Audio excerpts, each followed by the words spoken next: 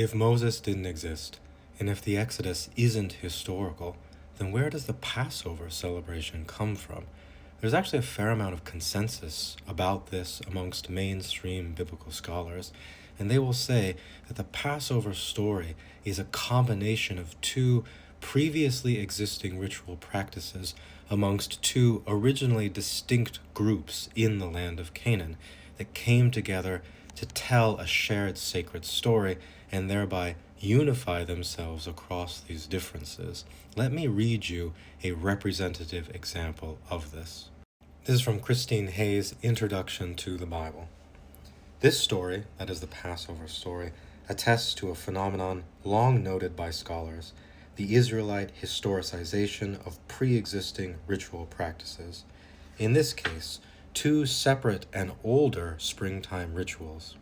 One ritual, the sacrifice of the first lamb of spring to procure favor from a deity, is characteristic of semi-nomadic pastoralists, and the other, the offering of the first barley harvested in spring and quickly ground into fresh flour free of fermentation, that's hard to say, is characteristic of agriculturalists. If Israel was formed from the merging of diverse groups in Canaan, including farmers and shepherds, it is likely that the rituals of these various groups were retained but linked to a story of the enslavement and liberation of the Hebrews. The association of older nature festivals with the events in the life of the new nation may be seen as part of the process of differentiation from Israel's neighbors. Thus, the blood of the sacrificial lamb was said to have protected the Hebrews from the slaughter of the firstborn, and the bread was said to have been consumed in unleavened form because the escaping Hebrews had no time to allow the dough to rise. So again, ancient Israelites had already inherited from Canaanite neighbors two distinct ritual practices that were definitive socially and theologically for two distinct groups of people in the land of Canaan that would become Israelites.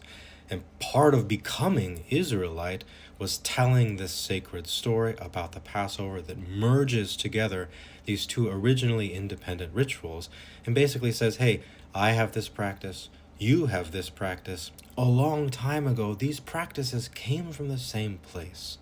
This is powerful stuff. It manufactures kinship out of thin air. These two disparate groups of people who 5 minutes ago had very little to do with each other are now family because of this story. I think you can see how independent these two rituals originally were just by looking at the biblical texts themselves.